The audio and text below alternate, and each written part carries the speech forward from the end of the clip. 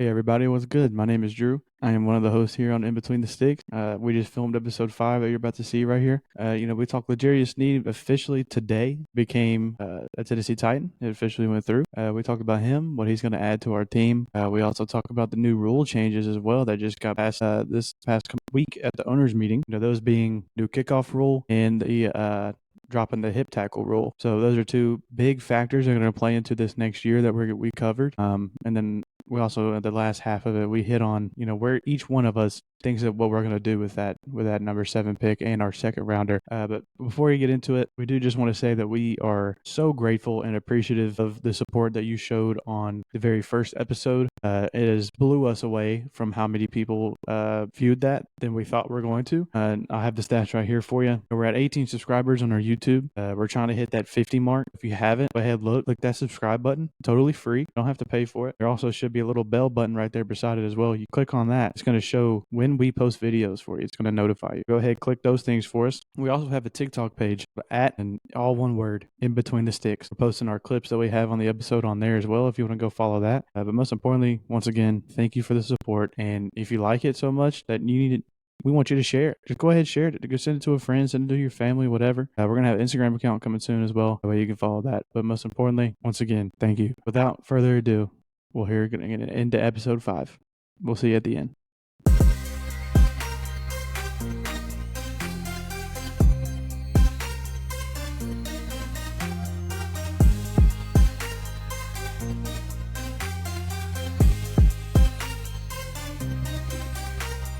Legarius freaking Sneed, you are officially a Tennessee Titan.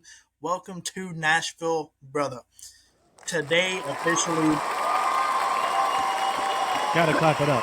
Yeah, gotta clap it up. I mean, that clap is more so for Rand Farkline than anything because Rand is doing his thing. I mean, that boy, best GM in the league. No lie. No lies told. No lies told. He's putting on some moves.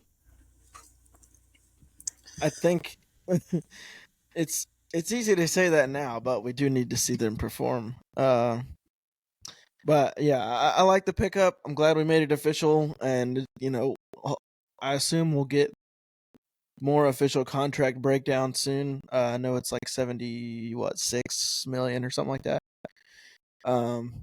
But the biggest thing this week for me was just seeing that he did pass his physical. Everybody's talking about the injury issues he's had, which really last year is mainly just his knee. I'm not even sure which one, but his knee basically kept him out of a high percentage of practice every week. And, at least he was still able to perform on Sundays, which is good. But signing him to a 4-year deal can bring about some concern in that area if he's not able to keep practicing. But that he passed the physical is a very good thing. So I think that's a good start. I'm very happy with it, and he has completely minimized the holes that we have on both offense and defense so far. So, we'll go from there. I don't know what you guys know, if you know any more regarding his injury history, or if you have any other thoughts regarding that. But I know it was inflammation in the knee. I don't remember which knee it was, which, I know that does bring a cause of concern, especially as Titans fans with all the injuries we've had the last, 3 or 4 years. But it is great news to hear that he did pass his physical. I think, it's a part of football. Like, you're going to be banged up a little bit here and there. So I'm glad he was able to kind of get it figured out and he's back and healthy. That's a good sign for Tennessee Titans. And like you said, that didn't just fill a hole. That filled probably the second biggest hole on our roster. Yeah. Because corner has been such an issue for the past 6-7 years. So bad. Tennessee Titans, maybe longer. So a huge hole has been filled for sure. Also, I know y'all saw I sent that thing in the other day in our Kelv wouldn't see it, but in the Titans group chat we have where Christian Fulton supposedly went on Instagram and was firing some comments back to some people that were chirping him. It was basically saying that Titans fans were chirping him, saying he's not going to win nothing at the Chargers, and he clapped back was saying, "Oh well, you're calling the Titans a winning organization. The last time they were in the Super Bowl was 2000. Like what are you talking about?" And then I saw Teron Davenport, one of our main insiders on the team, was saying that that allegedly that his Instagram account was hacked, and that wasn't him making those Yeah, comments. But that's ultimately what I would say too if I was Christian Fulton. I did think I think Tehran. I think he put allegedly in that tweet twice, Yeah. so that is funny. But I mean, Christian had his moments with us. His injury history was not great, and he pretty much got torched for a lot of last year. So how much can you say that's scheme? How much can you say it's skill? Because it just seems like his skill dropped off a little bit, and he's still young. So I don't know. I'm not gonna say I hope he's terrible, but I'm not mad that he's gone. That's for sure. And we've completely upgraded. So, Oh, I mean, coming into last year, we had Fulton cornerback 1, Sean Murphy Bunting cornerback 2, yeah, which we were talking about the stats. I can't remember if that was last week or whatever, but Sean Murphy Bunting was the third most penalized corner in the league last year. yeah. And Neither I know one of how much those. Austin's sitting here wanting to bring him back, but I kept bringing up the point like that dude was a pass interference magnet. I mean, he Yeah, literally couldn't guard, and he was our corner 3. yeah. He was our corner 3, and he couldn't guard. He was getting penalized for pass interferences on wide receiver 3s. Like, But yeah, with I his don't want that guy. with his experience, he was supposed to be our corner too. It's just that Yeah. McCreary's getting better, and he's still in that young age where he's healthy, he's on the field, he's getting better. Now, granted, it looked like he struggled last year, but he was playing in the areas where he had to extend his ability a little bit because we didn't have the depth, Fulton's hurt, or they're just not playing well, so we had to put him on the outside. So hopefully that's going to be a huge help. But neither one of those guys, Fulton or Murphy Bunting, is really a 1 or a 2, and those were our starters last year. So it's just like that should look completely different. Plus, you got a new young defensive mind in here that's going to be more aggressive. So the only thing I'm worried about is linebacker at this point. Yeah, I mean, I'm not too worried about linebacker because I do think Kenneth Murray is actually going to be pretty solid. I just think we just need that other piece to go right beside him. I think we're going to Yeah, draft one. Yeah, yeah, I think more realistically, you draft a linebacker in a later round, and he's going to be your guy, and then you kind of get a veteran free safety, one of the veteran guys that are still available. Because linebacker wise in free agency, you got Isaiah Simmons as like the best one available, and then there's not really anyone worth mentioning after that.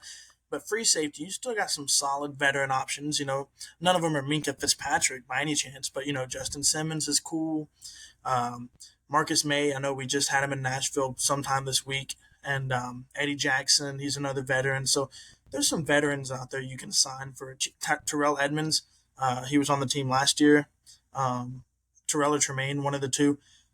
He could be a potential like older guy, veteran that you just kind of bring back on a cheap couple-year deal. So there's more options at the safety position. I did see. I can't remember exactly what insider it was.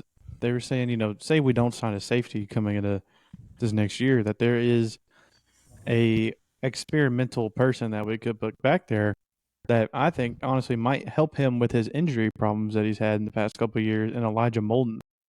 I mean, and it'll be interesting to see how he fits back there. I mean, he's always shown he's a pretty decent tackler. Yeah, no, he can hit. So I would like to see that maybe if we don't sign one, but also yeah. like Justin Simmons, like you said, still out there free. Don't know, haven't really heard much about him to be honest. Ever since he got when that first round came around Yeah. of him, talking to teams, but I don't know. That's just not much that happened this week. Yeah, the only other thing that I think is positive at this point and could do well with a new defensive coach, but Otis Reese actually played really well for the time that he did play with us. So there's a little bit more depth. I don't know that he's the guy that you're like, oh, we want him starting for sure. I mean, but way less holes on defense, the draft is definitely somewhere where you start to feel that. I could see us drafting 2, like one maybe kind of in the middle or one toward the end too. You never know what you're going to be able to get depth wise, and I don't know a ton about the linebacker prospects in this year's other than some really high caliber players. But I think you There's can some always find good. depth. There's some solid linebacker depth in this class. But again, linebackers is not one of those positions that get drafted super high. So Hmm. I think Edgerrin Cooper is probably the best overall linebacker. He went to Texas A&M, and he's even then he's not predicted to go until the second round. You got him. You got Jeremiah Trotter from Clemson, the Patrick Wilson guy from NC State, Junior Colson from Michigan, uh, something Ford from Texas, who's also pretty solid. And those are all guys that'll be there in the fourth round, maybe even fifth round. They're just Mm-hmm. linebackers. Just one of those positions that they just. It's like the interior offensive lineman. They just get drafted later. They're not as It's high not. value. Yes, Running exactly. backs The as value. well. Mm-hmm.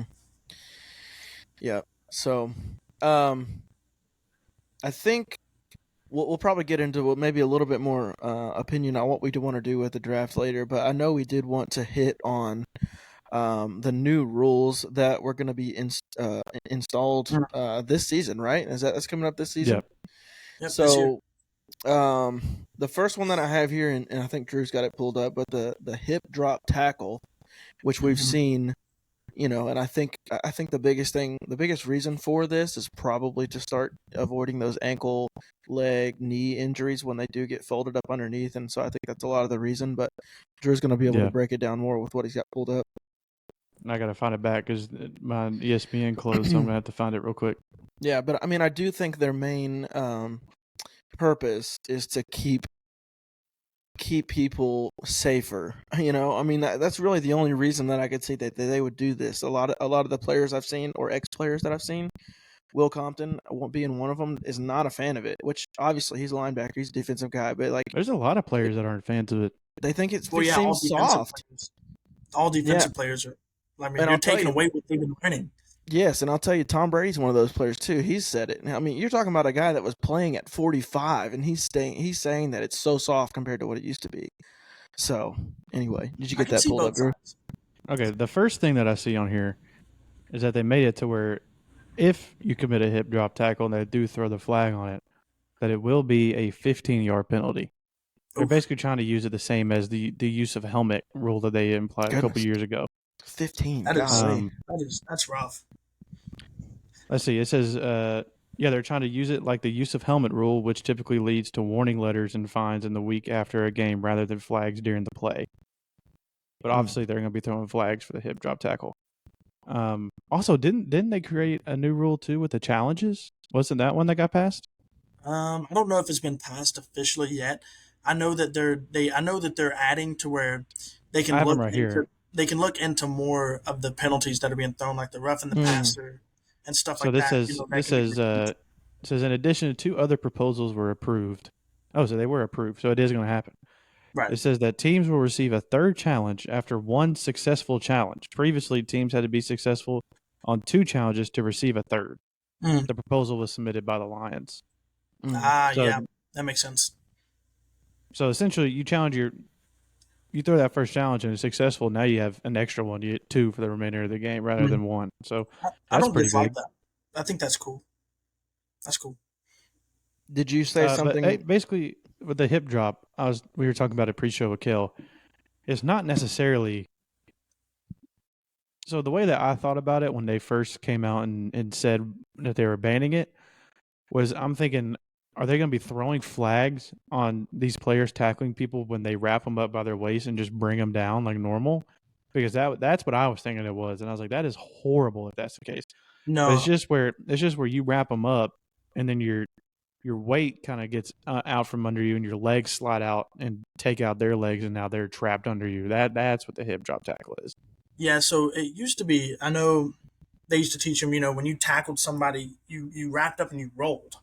Like you wrapped up and you spun. Like you basically rolled your body. But the swiveling motion, yeah. Yes, yeah, a spinning motion that like got them off balance and swinging down. But in the past few years, they've been, these guys are getting bigger and they're getting faster. Faster, yep. And so like they're harder. It's harder to do that on someone like DK Metcalf, Derrick Henry. Like you're trying to spin a 250-pound Derrick Henry, it's not going to work like 80% of the time. So instead, how do you stop somebody with their feet, right?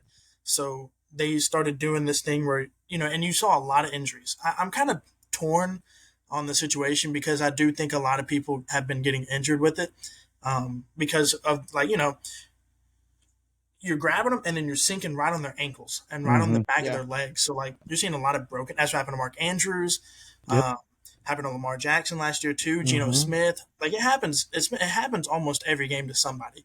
Now some cases are worse than others, But we're talking about broken ankles, and you're putting people out for the season with some of these tackles, and that's just the way defense. That's just what defensive players have been getting taught the last few years. It's not their fault. It's just like that spinning tackle doesn't necessarily work as much anymore because of how big and fast everyone's getting, and like people have found ways to shrug that stuff off. Like I mean, once they're doing spinning tackles for so long, you just find a way to get around it. So Yeah, Yeah. this on this article here, it also said that the NFL executive vice president Jeff Miller said that they went through footage from last year of all last year in the season, and that they found 230 instances of that tackling technique being used, and there were 15 players total that missed time last season as a result of that technique that got them injured. mhm. Yeah, so I mean, I can see, that's definitely the main reason why they're using it. I think what's hard is like I think you could probably say 99% or more of those tackles don't create injuries intentionally. I mean, Mhm. you got to think those tackles happen when the ball carrier has it, is going probably close to the sticks or the touchdown or something, and they are getting pulled backward or whatever, and the person behind them tackling them is losing their footing, and it kind of just happens. Like nobody's trying to do that, and so I think that's where the players kind of disagree with it, because it's just Yeah. like it's unintentional, and they feel, especially defensive players, feel very they feel like it's just becoming so much more difficult to actually do what they've been taught to do their whole lives, because it's like, well, you're changing all this stuff to help offensive players safety, so it's like the whole quarterback sliding thing. I think it was Kenny Pickett in college a couple of years ago. So, He ran like yep. 15 yards. I mean, went to a full-fledged fake slide and then kept going, ran for like a 60-yard touchdown. Mhm. But it's stuff like that, because you can't. If he starts to do that, you basically have to give up. Yeah, you can't hit them. You're already running full speed. So if he does slide, and you don't let up because you think he might fake slide, you're gonna hit him. That's 15 yards on top of whatever he just got. So I do understand why defensive players get so frustrated, because they feel like the rules are limiting what they're able to do. So it's just like Yep. you're making it easier already than what it is. So Yeah, And it's like they said in this article. Or go ahead, Austin. offensive players, I mean, they got to man the shade at this point. Like, you yeah, can't hit them high, you can't hit them low, you now can't drop tackle them. I mean, you're basically making it to where, like Drew, we were talking about the other day, the league is focused on offensive, like the Yeah. offensive side of things now. They're just trying to get as many points on the board as possible.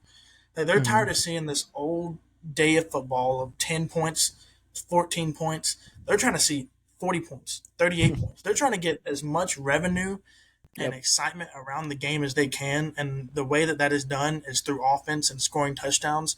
And it's just unfortunate if you're a defensive player because you're at a disadvantage every game. Every game. They don't call offensive pass interference. They don't call offensive holding. They barely call the pick plays when the yeah, wide receiver comes up and just shoulder checks the guy out the way. They don't call any flags on the offense whatsoever. But the defense, it's like watching basketball. The defense can't do nothing. You might as well just let Curry take a wide open layup because you're going to give him an and one anyway. You just don't even you can't even touch anybody. It's ridiculous the way that the NFL is getting nowadays, where the defense can't do anything. You're better off just not even sending the defense on the field. But hmm it's like we were saying though earlier. I know Kale said it. You just mentioned it, and on this article they were talking about it too. Like all the teams are saying, like, this is not a technique that we are actively practicing yeah, every day because they know what it can do. hmm And like these players aren't trying to do it; it just happens sometimes. Like I said, they went. It was only 230 tackles of last year happened. Like you think about it, how many tackles happen in a season, and only 230 of them were with that technique, and Wasn't now there you're some players banning it? themselves individually that had like 150 themselves? I mean, you think about it Yeah, that way. Aziz one of them. Yeah. Like it's just I don't agree with that one. The kickoff one, which we can get into now, hmm does make sense. They also cover that in this article. Let me go back here and find it. Okay, here it is. This is before they voted on it. Obviously, it got passed because we're talking about it. hmm But it said as of last year, there were 1,970 touchbacks last year. Mm. This is where I was trying to argue in our group chat the other day. The past couple years, 2 years at least, you may as well just go ahead and put that ball in the 25 and just let the offense go. And because there was no kickoff. I mean, I get it. Kickoff to start a game has been a thing forever, and I love it. I love watching. I mean, kickoffs, you get ready, you're like, okay, game's starting, let's go. But golly, man, just knowing that it's just going to get kicked to the back of the end zone every single time is so boring. Because most of the time you have to watch a kickoff, and then you go right into a 3-minute commercial break. Yeah, Every time. Every time. It's terrible. Every time.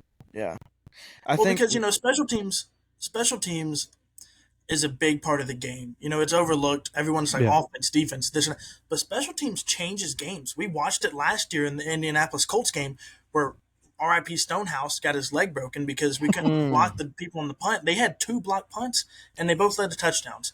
So, special teams, like the kickoff aspect, like it used to be a good thing to have someone like Devin Hester or Cordero Patterson back for the kickoff because – you never know what they're going to do with the ball. You never know if they're going to run it 102 yards for a touchdown or they're going to get you to the 40 or the 50. So like it made it more exciting to have somebody back there to return the kick. So I think it is going to bring that aspect back a little bit more. Like the Steelers, literally, the rule passed and like 3 hours later they're signing Cordero Patterson to a 2-year deal. So great move by them. Yeah. By them, but like I do think now like. At this day, like you can't send Kyle Phillips back there to return the kick anymore because he's going to get you to the 20-yard line. So you're starting further back than what you want to. So like you're going to have to actually send somebody back there that has speed and versatility to move the ball up the field. You can't just send somebody back there to just fair catch it. Well, I'm pretty sure ours last year was Tajay, and I would love to see him in this new style too. Even Tajay, maybe even Tony. Like Tony might get some snaps back there too. We just don't know who's gonna. But more than likely, it's gonna be Tajay in my opinion. But yeah, do you have the specifics pulled up, Gil? I do, and there's quite a few here, but I'll try to hit just the main ones. But I think, and there's 2 things that I thought of just before we get into the actual rules of it. It's just that, yes, special teams is so overlooked. But you got to think there's a lot of players that are really good that get drafted, but they can't necessarily play in the position that they're drafted in because the team might be deep or whatever. Yeah. Their role is then special teams. Like I think of like a Will Compton. Racy McMath was somebody that looked like he had just a ton of potential, like high ceiling, but he never could really get, consistent snaps as a receiver, but he played well on special teams. Now, that's boring when you're kicking it in the end zone every single time, and that's exactly what Mike Keith said. He said, I've been doing this for years. I'm a football traditionalist. He's like, but it's boring.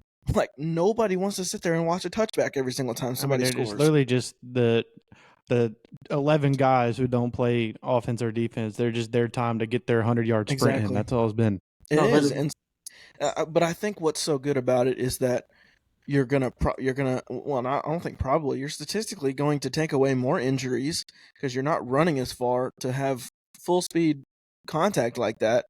But you're also going to have potentially bigger plays. I mean, we might see some strategy thrown into this, the way they block, all this stuff. So let me get into this too, so everybody can kind of get a grasp of why it's potentially. I mean, it's going to be more fun. I saw a video of them doing it in what was it, XFL or something like that. Yeah, the XFL does it. And also, while you're saying this, I also might try to find. I know there's some graphics up on Twitter and everything that I saw. I might try to snag one of those and then insert it here so they can see what we're talking about. That would be good. So, and I can send you this one if that would help too. I don't know if you'll be able to do that, but let's see here. So, and it's interesting to note here too that the competition committee is the one that passed this, and they passed it for 1 year. So I guess they're kind of doing like a trial run type thing. Yeah. But basically, so the start is the ball, as far as where it starts, is the ball is kicked from the 35, which is the same as what it currently is. This is what I don't know. Safety kicks would be from, so if a team gets a safety and they have to kick or punt, whatever it is, safety kicks would be from the 20, which is also the same. As far as alignment, all kicking team players other than the kicker will line up with 1 foot on the receiving team's 40-yard line. So they're going to be a lot further down the field than where they normally start. So they're not going to have that full speed. Did you say that the ball is still at the same location that it's been? It is, yeah. It says the 35. Hold on, then there's no point to pass this. It's just going to be another 1,970 touchbacks. No, because I think there's more specific rules regarding touchback, where it lands. I mean, I don't know, but we'll see here. Let's see. So the kicking team players other than the kicker, because he'll be back kicking from the 35, will have to line up with 1 foot on the receiving team's 40-yard line. Kicker can't cross the 50 until the ball touches the ground or a player in the landing or end zone gets the ball. The 10 kicking team players cannot move until the ball hits the ground or the player in the landing zone or end zone. Receiving team will also line up as follows here. The setup zone is a 5-yard area from the 35 to the 30 where at least 9 receiving team players must line up. At least 7 with the foot on the line. Yeah. And you're going to have 2 receivers back probably on each side of the field. And then players not on the restraining line must be lined up in the setup zone outside the hash marks.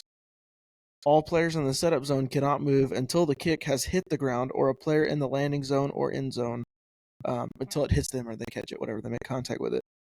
And then a maximum of 2 returners may line up in the landing zone and can move at any time prior to or during the kick. So that's interesting too. They can move around prior to or during. Yeah, so that's interesting. And then this is what I'm curious about because that's how they all set up. But this is the landing zone, which is a little bit different than ours. But it says landing zone is the area between the receiving team's goal line and its 20-yard line. So it's essentially like the red zone. And then any kick that hits short of the landing zone, treated like a kickoff out of bounds and ball spotted at the 40-yard line. So it's essentially like the play's blown dead as soon as the kick lands short of that landing zone. Any kick that hits in the landing zone must be returned, period. So if it hits in between the 20 and the goal line. So they're eliminating that fair catch. Yeah, so he eliminated the fair catch again. Let's see. Any kick that hits the landing zone and then goes into the end zone must be returned or downed by the receiving team. If downed, then touch back to the 20, which is interesting because we were doing 25 like college, right? So did they go back to the 20?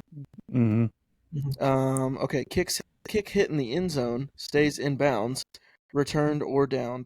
If downed, then touch back to the 30. So in the end zone. Yes. So if you kick a touchback in the end zone, they're giving you 10 yards. Based on where it would start if you kick it in the landing. So while you say yes, they're just going to keep kicking touchbacks. Not if you want to save yards because you're going to give them five extra yards compared to last year, but compared to this year, 10 extra yards essentially. Right. So that's interesting. And then it says any kick that goes out of the back of the end zone in the air or bounces is a touchback to the 30 as well. So it is forcing the kickers to kind of challenge their team to make a tackle on the return because you don't want to give them extra yards, especially in tight situations like, oh, let's go get a field goal. Well, they got 10 extra yards on you already. So I will tell you who's going to benefit most off of this new rule change is these sporting bet books. That's the probably amount true. The amount of money that could potentially be made off this is through the roof. And I know they're probably super happy about that. One thing I am concerned about, so there is a concern. I'm concerned for the defensive side of this, just because, again, the whole point of changing to this rule was to not have the defensive players running full speed and the offensive players running at full speed.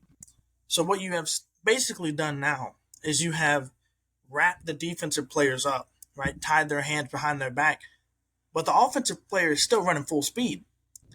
Like, you got to think about it here. Like, the defensive player is going to be lined up, right, at the 40-yard line, like you said. And the receiving team is going to be at the 35, so 5 yards in front of them.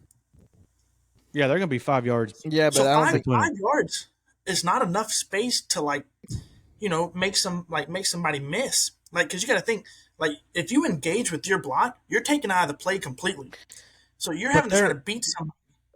They're lined up across because they're lined up straight across. But I'm saying your returners are going to have the ability to go fat, like get up to full speed if they want. But you got to think too. This is essentially turning into almost like a running play because when they're that close, they're literally just blocking. This isn't like go down and you could potentially miss somebody. You're 5 yards away, so there's a chance you could open up some holes. I mean, this could get very offensive. Well, but that's what I'm saying. Like this is a concern for the defense because the defense is at the 40. The kick returner is catching the ball inside the 5. So they've got a 35-yard head start to run because they can't move until the guy catches the ball. So as soon as the guy catches the ball, he's running full speed straight.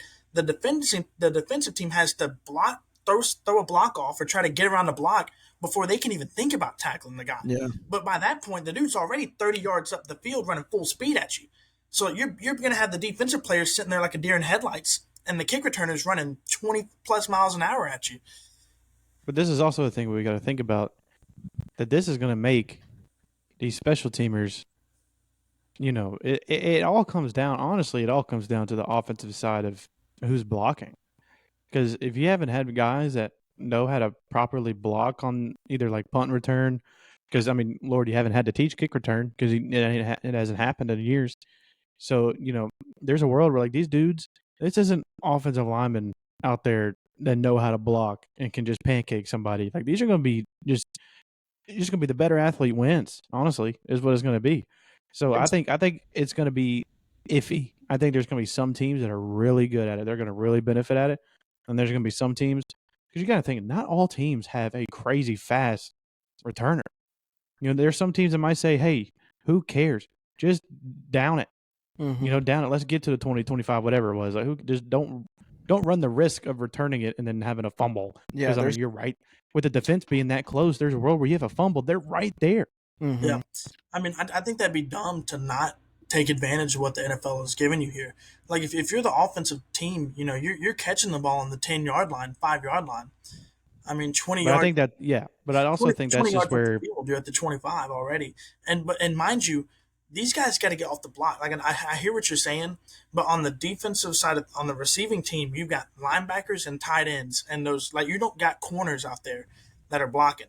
Like you don't got 180-pound people out there blocking. You've got linebackers, tight ends, sometimes like mobile kind of hybrid type people, and then you got people that are specifically for like special teamers that are like 250 pounds, 240 pounds. Like they're not like these little sticks that you can just run over or run around. Like speed does kill, but like these guys that are blocking, they're not like the speed guys in the back. Everyone else is just a big burly dude that's just basically there to go hit somebody as hard as they can.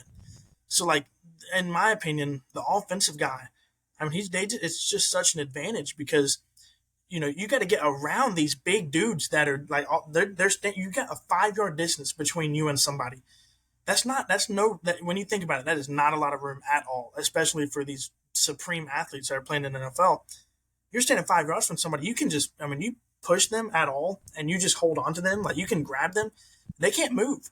Like they're stuck. Mm-hmm. Like, I mean, it's going to be a lot of touchdowns being scored. But if you have an actual good returner, you can score a lot of touchdowns because the defense is crippled. They can't move. They can't line up any separate than you are. They're going to be lined up 5 yards right in front of you, and it's going to be man on a man. You got 10 on 10. Just grab somebody because the kicker's out the equation and the kick returner's out the equation. Mm-hmm. You've got 10 guys and 10 guys, and they're hitting each other right in the middle, and the kick returner just has to pick the hole that lays the best block. And it sounds hard, but it's easy. You're just looking at who wins the block. Actually, I think it's one of those things where it might sound easier than it might be. We just don't know how it's going to. Yeah. I can tell you right now, I think there's probably going to be at least 5 or 6 that are for going to be sure. returned on week 1 for sure. Yeah, maybe on week 1. But I'm saying over the year, there's definitely going to be more. I mean, you got to think over the year, we probably see a handful, maybe less, of like kick returns for touchdowns. Maybe throw in a punt return here and there. Those probably happen a little bit more, but like, it could definitely open some things up. But you're saying, Austin, it does make it harder on the kicking team because it's going to be like, okay, how much do we trust our defense? Because if you choose to take that automatic touchback, well, you're giving them 10 extra yards than if you were to get down there and tackle them or whatever the case, because you get to start at the 30 now. So it's just like you're making them make a decision. Do we trust our guys to make a tackle? Do we risk it? Do we potentially give somebody, I think it could change personnel around. I think it could also be like, oh, well, the Titans have Tyjae Spears and he's very explosive. Let's go ahead and just kick a touchback and let him start from the 30. Like it's gonna create all this kind of, I don't know. There's just thought that goes into it. Like nobody thinks about the kickoff before this year. So I think it actually might be a little bit of the opposite. I don't think it's going to be necessarily a team sitting there looking at, do we trust our defense? Because you got to remember what day and age we're in the NFL. They're going to be saying, do we trust our offense? Yeah. Right. Like who can, like at this point, if I'm a coach, I'm going to say, who cares, bro? Let them go at the 30. If I have an offense and go out there and score points, I don't care about you I'm not risking a return touchdown. I'm making them start at the 30 and letting my defense go out there. I don't. To me, to wrap it all up, I think I enjoy it more for sure, but I ultimately think that is not really going to make a big difference. I think there's going to be almost the same, if not more, touchbacks being kicked. Well, yeah, because Yeah. you're the defense. I mean, you might as well just kick it back because I mean, like we've been saying, like just the way they're going to be lined up, and the kick returner being able to pretty much take it back every single kick. Now, you might as well just give them the 5 yards and say, you know what, Mm-hmm. we got a good defense. Just let them get a stop. Yep. Just let them make a stop. Yep. So I do want to touch on just a few more miscellaneous things as far as that kickoff rule. There's no fair catch signal. Officials will blow the play dead. If conditions cause the ball to fall off the tee twice, then the kicker will be allowed to use a kicking stick to help keep the ball in place. The closest covering official will pick up the stick immediately after the kick. I don't like that. Onside kick is a little bit different. The fourth quarter begins. The team trailing has the opportunity to declare an onside kick to the officials. Current onside kick rules would apply. If the onside kick goes beyond the setup zone untouched, kicking team penalized. Return team would start the drive at the 20-yard line. Let's see here. And then penalties. The setup zone and landing zone will not change with any penalties that carry over to the kickoff. Alignment of 10 kickoff team players and all receiving players would not change. Only the spot of the kick would move. So they're all going to stay no matter what. But if there's a penalty, the ball's going to go forward or back. Right. Penalties on scoring plays they won't have the option to carry over. It will be taken on the try. So they're going to immediately apply the yards there.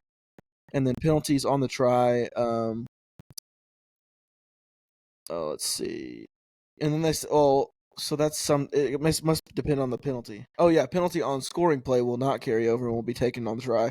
Penalties on the try, they can carry over, and if they do, only the placement of the kicker, like we just said, will change. Let's see. I think that might be it. Can you touch on that onside kick again? Because you said, I remember people were saying when it was being introduced or talked about that obviously they have to declare to the officials that they're going to do it. That's what this says. But I wonder if that just means, because like everybody's like, oh, so you're going to let the other team know that you're doing an onside kick.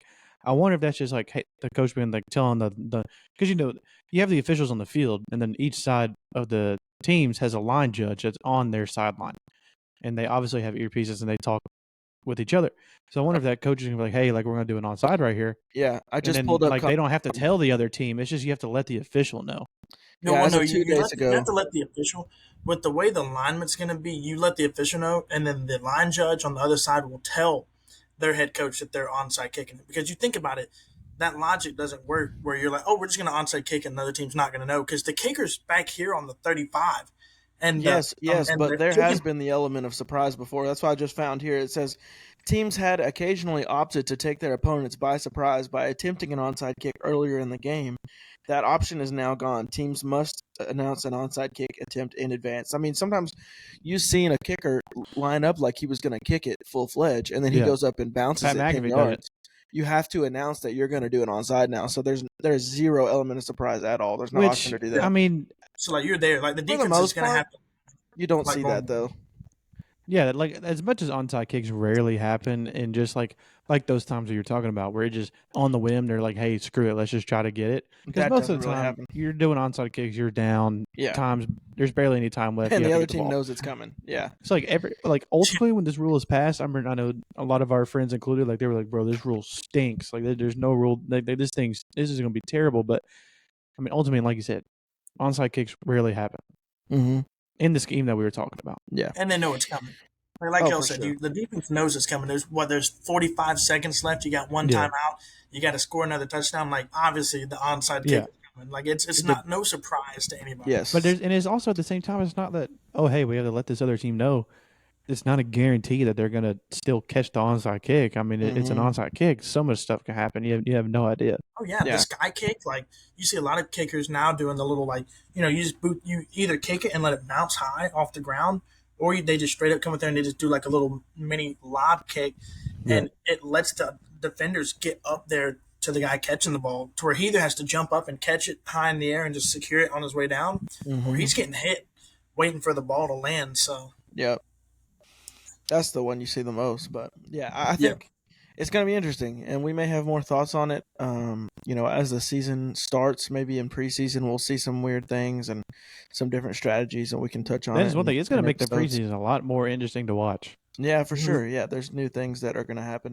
Also, speaking of that, real quick before we close on maybe just some draft opinions, I do want to say I saw something where I think it was Callahan, but Callahan had mentioned he was like, no, the starters are going to play in the preseason. Now, we don't really get an idea of how much, but that has been something that has been an issue moving. Yeah. Like, I can understand holding off on Derek and stuff, but like Tannehill, when he started this year, to me, like, yes, he's regressing in my opinion. I respect him for what he did a few years ago, and he was a lot better. But like, he came in and he looked rusty, and I'm like, you have to get in for more than a handoff in the preseason.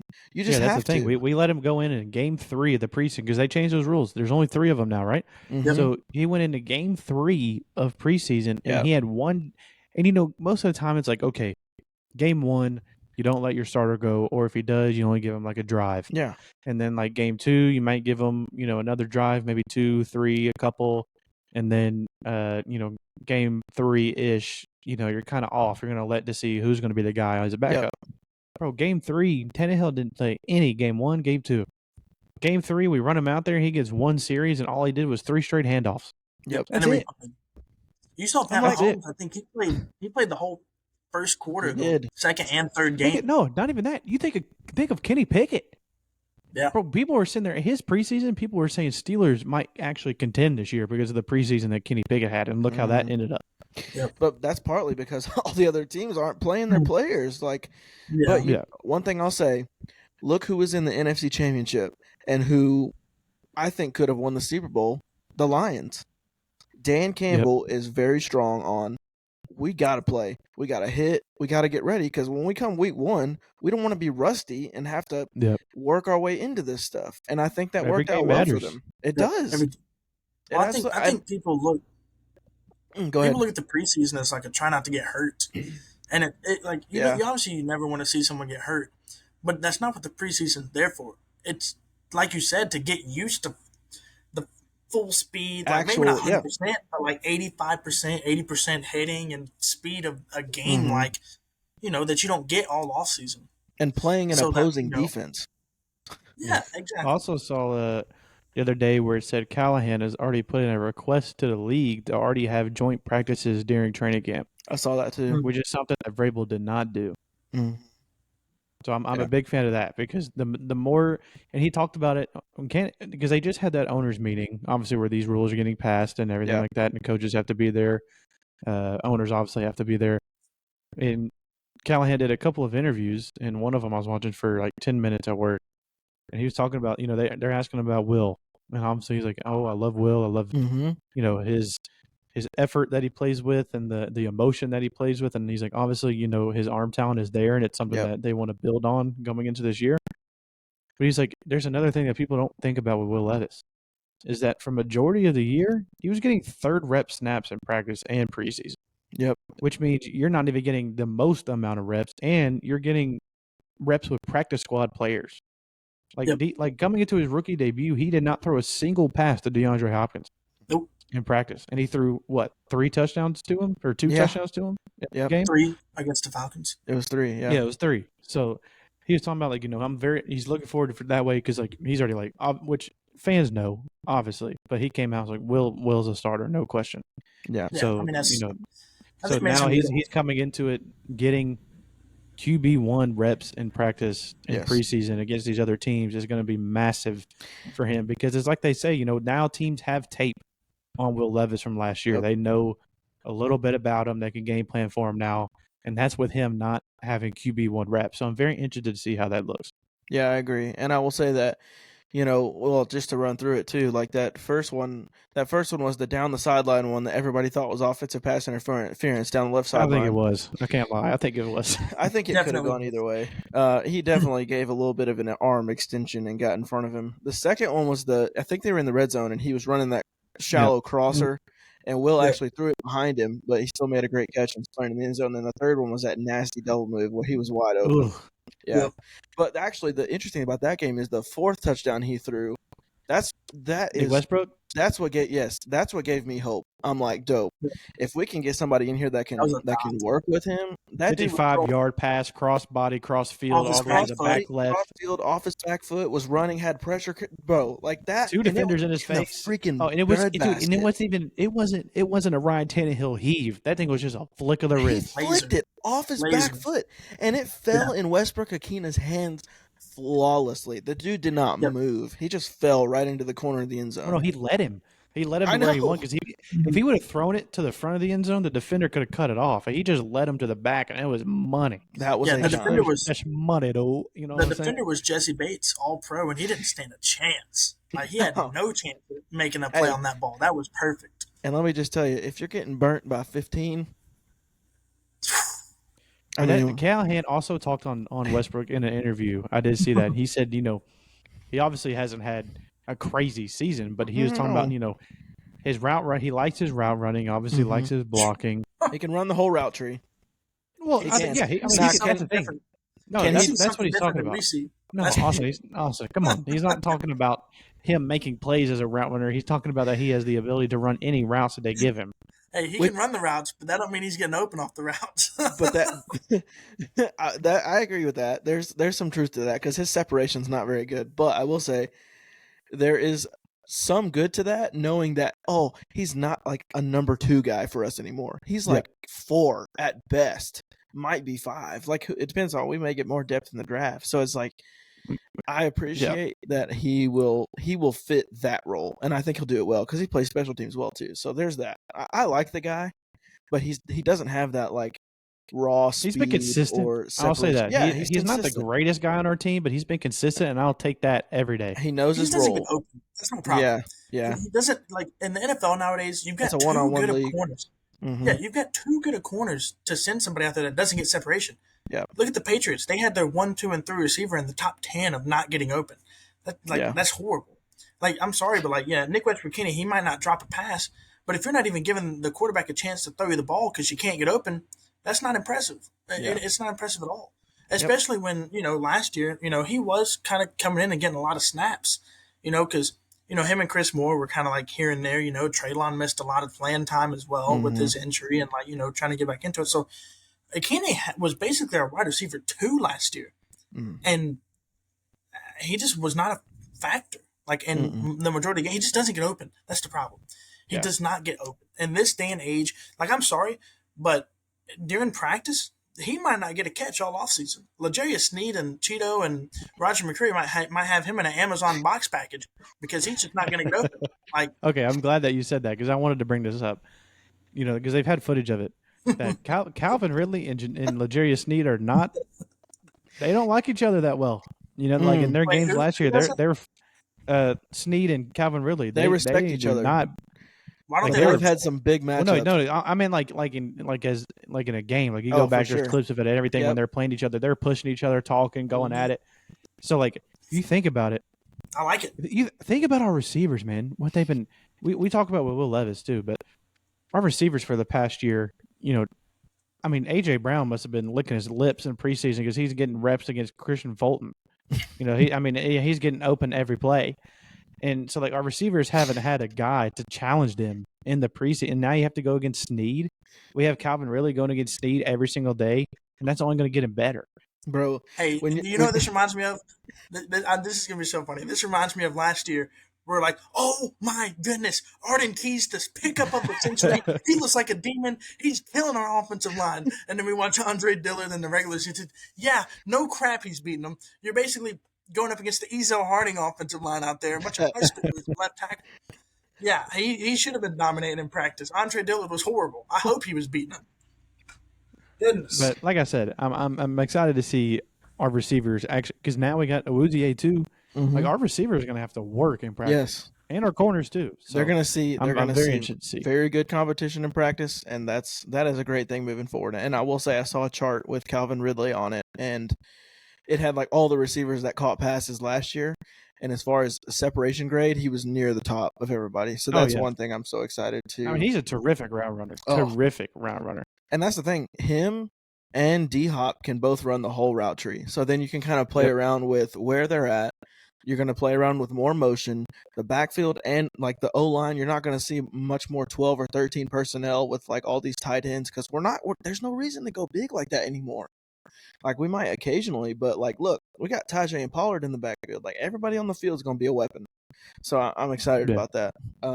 But with some of that, and to wrap up, I just think maybe each of us can go through and kind of give we might just have to do a weekly prediction based on how things are changing throughout the day, but what we think we're going to do at 7, like maybe a first or second round, something like that. And since I'm talking, we could do our pick at 7 and what we're going to do with that second rounder. Okay. Yeah. So, and that can have to do with what you do at 7, but just to start, I think personally, you could give opinion, or you can give what you think we will do. But my opinion is that we should go, at this point, we should still go with alt. I think with the receivers that you have right now, and with the arm talent Levis has, I just think you have to keep him protected to give him an opportunity to show what he can do. Then, if D-Hop still looks great, you re-sign him on a short deal or something, or if not, you draft a high caliber receiver next year. You can still get depth this year, in my opinion, if you wait till like third or, well, maybe not third, but second, fourth round. And I'll whatever. bring up a point, not trying to cut you off, but I'll bring up a point that not a lot of people are talking about receiver, right? Obviously, there's going to be a hole there with maybe Hopkins not coming back or whatnot. But was not the plan, for at least on the fan perspective, who knows what the team is thinking, but at least, was the plan not to try to trade for T. Higgins? T. Higgins is a free agent next year. We can still sign T. Higgins next year. We don't have to draft a receiver. We can get a receiver. Yeah. But it's just the thing of like, would you want T. Higgins, or do you want to go younger and try to get another receiver? But finish your sentence. No, yeah, there's going to be options next year, and that's the main point. It's just like I think you have plenty of weapon right now, and you can add to it potentially with depth in the draft. But in order to use those weapons that you now have at your disposal, we got to have number 8, maybe number 7 if he changes. But we got to have Levis on the field. We just do. And you have to protect his blind side. So that's why I still think, as good as Odunze, as good as Marvin Harrison, I've seen rumors of him falling, as good as Neighbors and them are, I think you have to go Joe Alt. And that's just me personally. You go next, Austin. Yeah, I mean, it's obviously a tough conversation because you just don't know how the draft's going to pan out. The Chargers, I think the Chargers on Wednesday, Jim Harbaugh said, he made a comment about going offensive tackle. He made a comment about having just an absolute dominating offensive line. So it's got people thinking that, well, maybe they're leaning towards Joe Alt. Or, the Giants obviously have a big need for a tackle as well and a wide receiver. So, you just never know how it's going to plan out. But, I mean, in my personal opinion, I just look like I see where a lot of people say, oh, we should trade back and get another pick in like the second or third round. But I see where people are coming with that. They want more value, more draft picks, and that would be cool. But then you're missing out on like the best player, at a big position of need, whether you go wide receiver or left tackle, like either one. I feel like you can't miss at 7. You can't pass up. You can't pass up the opportunity if Neighbors is there to get possibly the best receiver in the class or the best left tackle in the class and possibly the best left tackle prospect we've seen, like I said, in the past 4 years. So at that 7 spot, you were potentially, depending on trade ups and trade downs, whatever, you potentially at that number 7 spot will have the option between probably one of the best receivers in the class and Malik Neighbors and the best offensive tackle in the class at Joe Alt. And I see where people are coming from trading back, but I don't want to settle for less. I want to get the best player at that position of need. I agree. So, And then the second round, I think, is just the opposite of what you do. Like if you do get Neighbors in the first, you obviously go left tackle in the second. If you get Joe Alt or whoever in the first, you go. I still think you go wide receiver in the second, just Yeah, I because agree. of how good this receiver class is, but also like it's such a big position of need. Like I Mm-hmm. would just rather us get like Xavier Leggett or get A.D. Mitchell or maybe even Troy Franklin from Oregon. Like go get one of these ballers that can score the football Yep. in the second round. Is a steal. Like some of these guys would be a first round draft pick if you didn't have Rome, Neighbors, and Harrison in the top three. Like they're first round draft picks. So like I AJ mean, wasn't a second rounder. exactly. Like go get one of these studs and Leggett, Mitchell, or whoever in the second round if they're there and say, well, screw it. And then in the fourth round and fifth round, go defense, whatever. Yeah. I'll with my picks, I'm gonna run through a tweet that I liked because I knew that I'll bring it up on whatever episode that we are going to do this on. I don't know if y'all follow him or not, but Mike Herndon is a guy that covers our team as well. It's one of his tweets that it was saying he was going over possible, trade backs with that first round pick that we have, and he listed off, more than likely who's going to be those teams that we would do it with. So he says, looking at potential Titans trade back partners in round one. It says Falcons is the very first team. They have 3 top 100 picks, right? They have their first pick is pick 43. It says, this would require Atlanta to be zeroed in on one player and for Carthen to convince them that he was otherwise going to trade the pick to someone else who covets the same player. That is possible, but more than likely not going to happen. Also has on here the Bears, but it says, the Bears only have 4 total draft picks in this draft. So, would they be willing to part with 1 to move up 2 spots? More than likely not going to happen. Because that's a lot of people are talking about us trading this pick, so that's why I'm going over this right now. And it has Jets on here, which actually kind of could make sense. But it says Jets top 100 picks, they're in 72. Said again, like the Bears, the Jets don't have a second rounder or generally have limited assets in this draft that they could trade. Though they do have 2 fourth round picks. 7 for 10 and 72 is almost exactly even on the Jimmy Johnson trade value chart, which he has a whole chart on there. The Vikings, more than likely not going to happen because of that trade that they made with the Texans. But it said they already loaded up to acquire a second first rounder as they are clearly trying to make a move for quarterback. It's possible if they get desperate, if none of the top 6 are willing to move down and their guy remains on the board at 7, I think that he'd trade up, yada, yada, yada. But essentially, he goes off on some other teams. And he says, to me, he said, that's the range, or he said, the Saints is one that he said he'd move up for. But he said, among this group, it feels to me like the Jets, Raiders, Saints are the most logical fits because of the assets that they have that are available to trade. However, the dream scenario is hoping that the Vikings get shut out of the top 6 and panic. But that was posted yesterday. So who knows what's going to happen.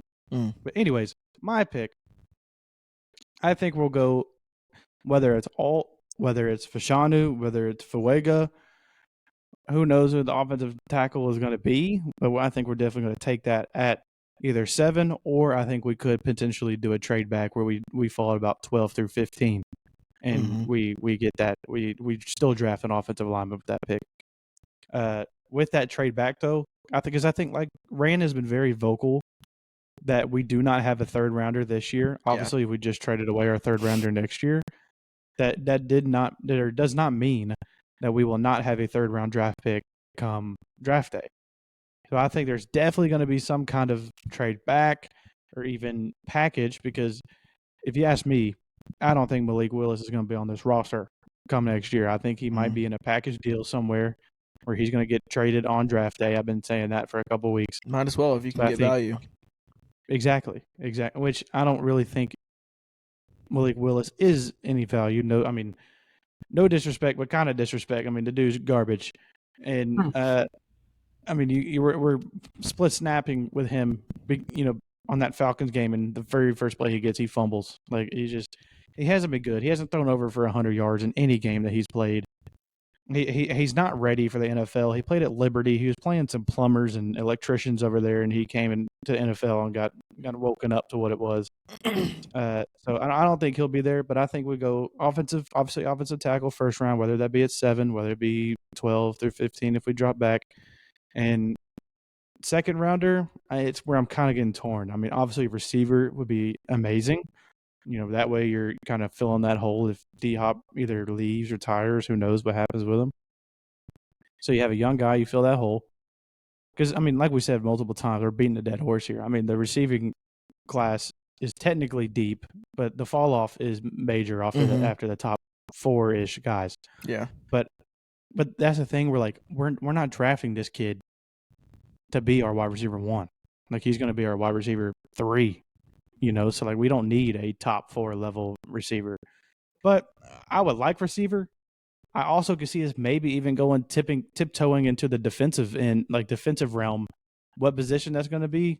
I hope it's linebacker. If we can get like the top guy, I can validate us doing that. But I think it's receiver second round as well. Unless anything changes, I think it's kind of clear cut what we're doing. Yeah, I mean, I will say there's too much depth to pass up receiver wise, especially where we are, because we are early in the second round.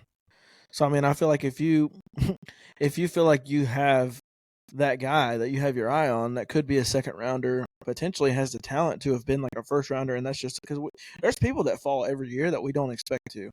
So stuff like that can happen, and I think if you have a guy or two in mind, I think you just have to pull the trigger. I mean, there's a lot of depth, but you look at the draft, you have positions of value. You're always going to have your quarterback. You're always going to have tackle. You're always going to have offensive line, and you're always going to have receiver. And tight end's kind of making its way up there now. But those are like the 3 biggest ones.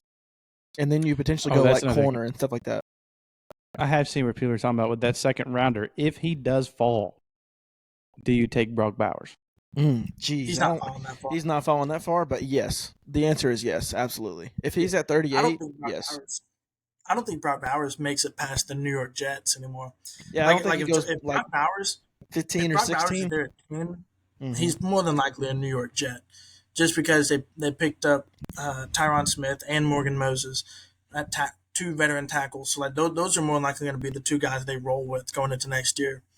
But like back to your trade back scenario, Drew. I think somebody that just had an amazing pro day that everybody really likes, and it was, he arguably has probably the best arm in the class, and also he showed that he's got some elite level speed, and I think whichever team gets him is going to pick him with a smile on their face, and that was Michael Penix. Michael Penix just ran a 4.36 40 and has an absolute cannon of an arm. So like, the need to trade up and get J.J. McCarthy, in my opinion, is not as of a big of a need and explosion as people think it is, because you got Michael Penix there as well, who I think is probably better than JJ McCarthy is. He's got a better arm, but maybe I don't know about decision making or anything about the other things you need in a quarterback. But when it comes to the arm and the athletic ability, he's got it beat by far. So like when you look at a team like the Vikings and the thing is the teams that need a quarterback are all 4 sitting right behind each other at 11, 12, 13, and 14. And that's the Vikings, the Broncos, the Raiders, and the Saints. I think those are the 4 teams that realistically would trade up and get a quarterback. But if you're the Vikings and you don't get up to that number 4 spot with the Cardinals, you kind of don't have a reason to trade up. No, like you kind of don't have a reason, because you're ahead of everyone else. Like it's either the Broncos, the Raiders, or the Saints having to move up in front of you. So you could save your number 11 pick, because I tell you, we're not going quarterback. Falcons aren't going quarterback that we know of. Oh, no, they got Kirk Cousins. Never mind. So they're not going quarterback. Yeah. The Bears aren't going quarterback. Obviously, they're going to draft Caleb Williams. And then the Jets got Aaron Rodgers. So they have no reason to go quarterback either. And then the Vikings are there at 11. So they don't even have a reason to trade up. They have no. I mean, Michael Penix is going to be sitting there waiting on him. Yeah, Michael Penix and J.J. McCarthy are more than likely going to be sitting there at 11 for them. So they have no reason to trade up. Like, they have no reason whatsoever to trade up at all. And then also, to bring up a point, though, how many left-handed quarterbacks succeed in the NFL? I mean, hasn't been very many. It hasn't been a lot, but also we haven't seen a lot that come through that are just like really good, talented players. Like, that's the thing, though, is like you don't see a lot. It doesn't mean there hasn't been some successful ones, but like Michael Penix has the best arm in the class. He can still move even after all his injuries. He just didn't do it in Washington.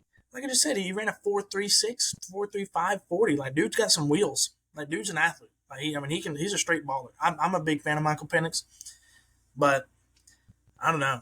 I mean, the Titans could trade back. I see the idealness of trading I back. think we do. I think we might, like, in an ideal world, perfect world, we're picking all at 7. But like, I'm not sitting here because, like Rand said, his job is not to build this team to be competitive right now, is to be competitive for the long term. Mhm. And how do you do that? Like the Kansas City Chiefs have done, you hit on your draft picks.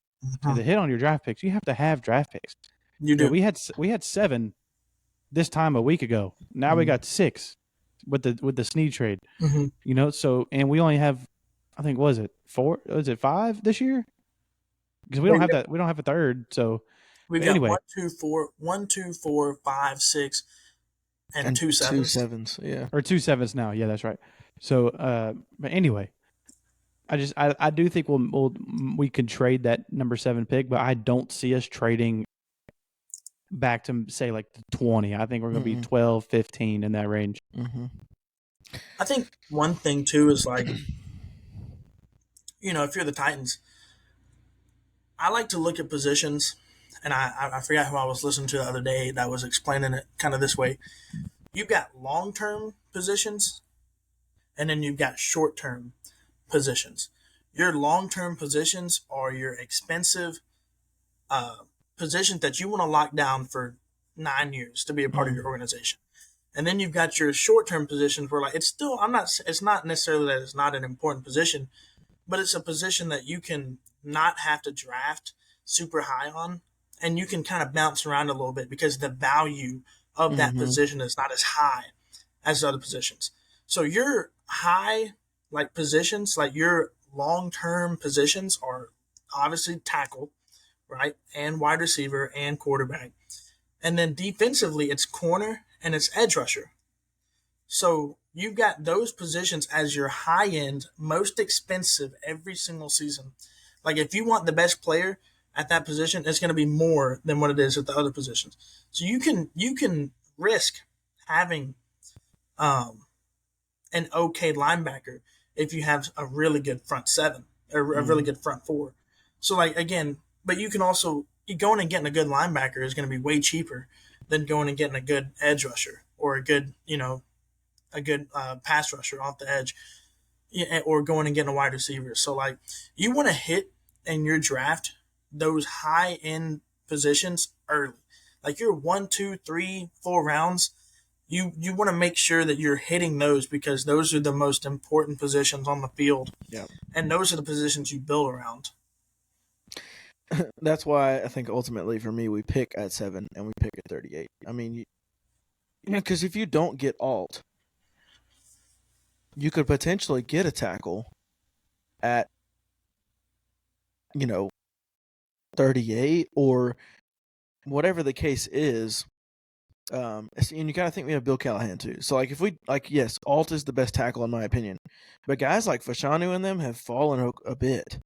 So you could potentially get somebody like that, or a JC Latham, or whatever that, whoever it is. But I think that, like, if alt's not there, it would be way, like, I don't see a guy like Brian Callahan who has talked about the offense like he has, passing on a Malik Neighbors or Roma Denze, something like that, if alt is not there. So it's gonna be interesting, and I know we're gonna keep talking about it on our episodes, and our opinions will probably change until we get to that point. But I think that was pretty much all we had down for tonight. So I know we definitely appreciate everybody that's been listening and giving us feedback. We love to hear from you guys, and trying to just give you at least our authentic experience of being fans of this organization for a long time, and hopefully we can continue to put out content that people like and expand the things that we do and we talk about and things like that. So I don't know if y'all had anything else to add, but it's been another fun episode. Hopefully we can get JP on here next time. Yeah, hopefully we can get JP back on here next time so we can get our schedules going. But I thought it was a good episode. If you enjoyed the episode, give us a like, give us a comment down below. If you have any topics you want us to talk about, let us know down in the comment section. Hit the subscribe button. show us a little bit of support. But we appreciate all of you listening. It really does mean a lot. Yeah, we've been loving the support. It kind of blew us away. Not gonna lie, we didn't expect for our first video to pop off like that. But if you're someone sitting there saying, "Man, it kind of sounds like they're talking about the same kind of thing," sometimes type in that email. It's in the bio. It's in the description. Hit that email. Send us what you want us to talk about. We'll cover it. Follow us on TikTok at In Between the Sticks. Follow our YouTube as well. Click that subscribe button. It's free. You don't have to pay for it. And also click that bell in the top right corner. It'll notify you whenever we post new videos. So we love the support. Like I said, we're going to try to get these out weekly. Hopefully we get JP here on a more consistent schedule. That way we have everybody here, and it adds just another dynamic that I feel that is missing. But overall, I've been liking the episode. So that's going to be it for this one. We'll see you in the next one.